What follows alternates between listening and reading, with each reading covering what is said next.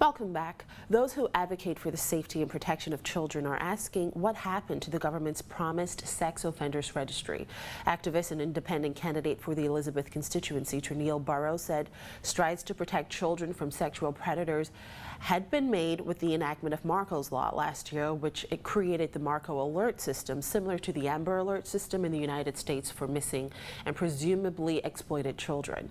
A sex offenders registry was promised along with that bill, but Burrows says little has been said about its progress. The Ministry of National Security has said that they've been trying to research best practices around the world because they realize that it could be a sensitive sort of thing to implement.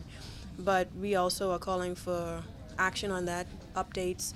We want to know exactly, in terms of regulations regarding the sex offender registry, what the government is thinking, and we want to be able to be brought to the table to have a say in that as well. A few weeks ago, a strategic plan to address gender-based violence revealed that there were more than 2,400 reported cases of child abuse on New Providence alone between 2010 and 2014.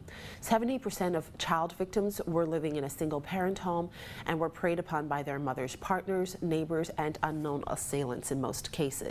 Burrows says given the growing cases of reported child sexual abuse, a registry is needed now more than ever. We feel as though there are certain deficiencies in law enforcement at this time that don't address people who are pedophiles. I think it's more than a crime. It's also possibly a mental or psychological issue. I think that if there are treatment options available, even as a preventative measure, we need to explore how possibly to encourage would-be perpetrators to seek such treatment and set up secure facilities to be able to accommodate that.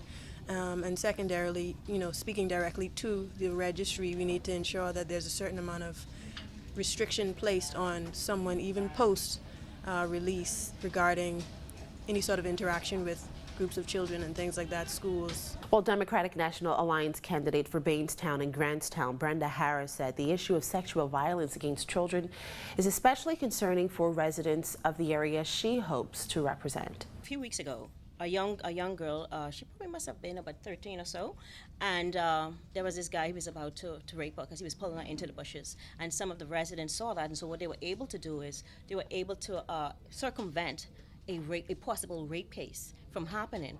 And so at the end of the day, and we see in some of the inner cities, they are more vulnerable to these things. And as you can see, Marco, he lived in the Bain and Grantstown area. And so the residents are very concerned.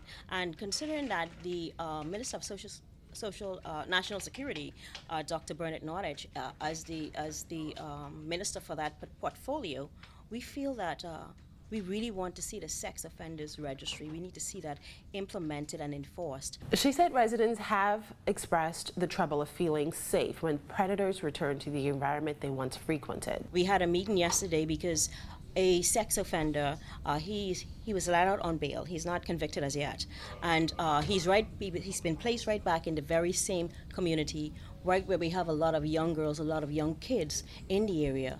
The residents, they did not speak with the residents to allow them to know that he was being released on bail.